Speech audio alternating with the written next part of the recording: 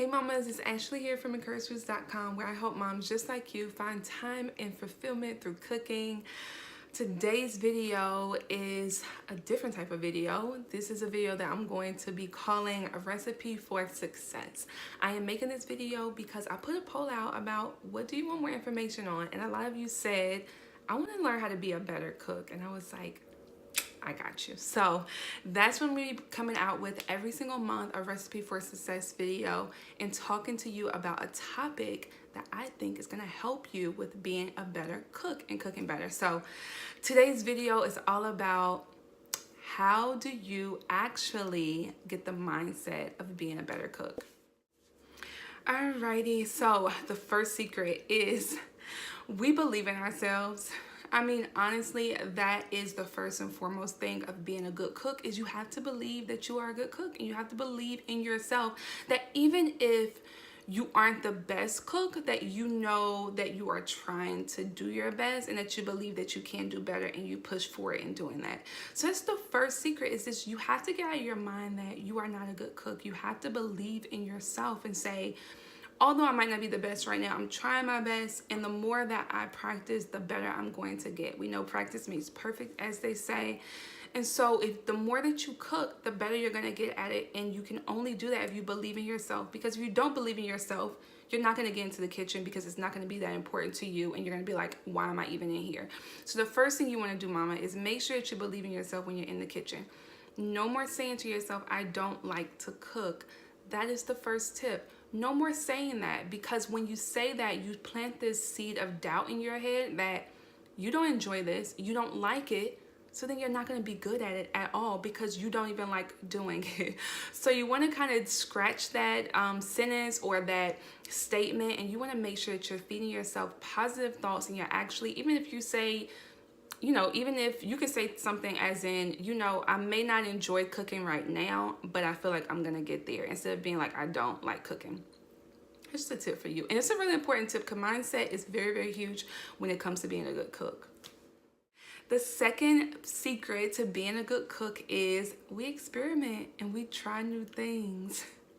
We are so used to experimentation. We will throw some stuff together in a heartbeat, because we know cooking is just about experimenting. I mean, we understand following a recipe is important for some things, right? Baking is one of those things.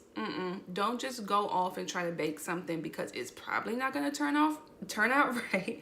I've tried it and I know.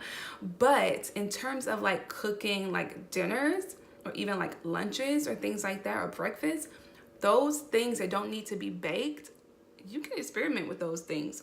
Add a twist to certain things. Find a recipe and say, you know what? I don't have this ingredient, but I can substitute this ingredient.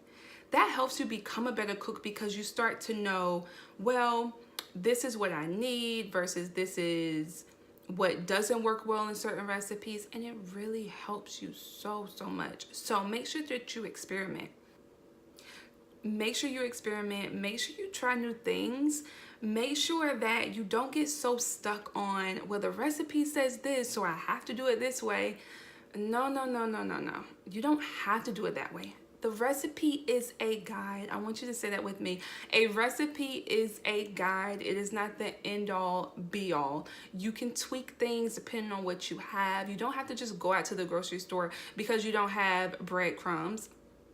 You can go in your pantry because you have oats in there, and you can use that instead. So that's how I want you to experiment with your cooking, experiment with recipes, and then you will see that you'll start to become a better cook by doing this. And that's just a secret that we have. It's not really a secret, but it's something that we do. The last and final tip is we have fun. We have fun in the kitchen. I mean, it might seem like, okay, Ashley, but what if I don't like cooking? How am I going to have fun in the kitchen? You don't have to like cooking in order to have fun in the kitchen. You can do things and bring things that allow you to have fun into the kitchen. And then subsequently, you're gonna enjoy cooking a lot more. So for example, I love to listen to music while I'm in the kitchen cooking. I might have me a glass of wine depending on the night when I'm in here cooking. And so it just depends on what makes something fun for you. Maybe that's you know, turning on some gospel and jamming to that. Maybe that's listening to a podcast, one of your favorite podcasts. I love Oprah Soul Sunday. That's just one of my faves. I feel like I mention that all the time, but I love that podcast, and so I listen to that and a lot of others. But just do things that are going to allow you to have fun in the kitchen, because that's a very huge part of being a good cook, is you have to enjoy it. If it doesn't come out of love, if you're gonna have the stank face in the kitchen cooking, then your food is going to have the stank face and it's not going to be good. So you want to make sure that you are enjoying cooking and putting your all into it, and actually that you like it. So those are some ways that you can make cooking fun.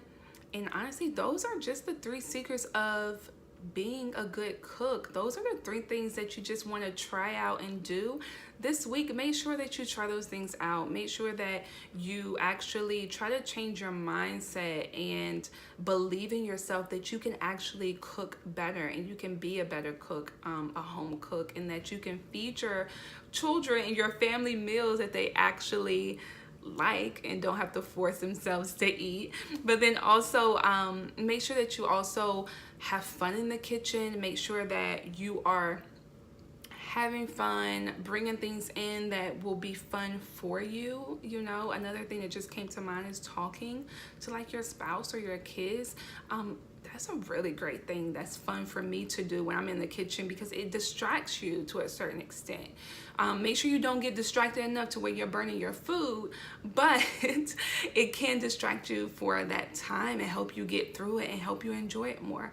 And then the last thing is just making sure that you experiment, that you try out new things, and that you don't just stay in this box of that I have to do it this way. All right, it's about experimentation. It's about doing what works for you. So hopefully these tips were helpful for you starting out and being a better cook. I'm going to be bringing more tips for you, like more technical things with cooking, so that you can know how to cook this versus that. And so just look out for these videos every single month. If you did like this video, make sure you give it a thumbs up. If you want more of these videos and you like this concept of recipe for success, let me know too. I really want to know if this is something that you feel like is going to be helpful for you. But until next time, I hope that you continue to create space, you continue to create time in your life, and that brings you more fulfillment and more joy in your life. But until next time, I hope that you have a very, very blessed day, and I'll talk to you soon.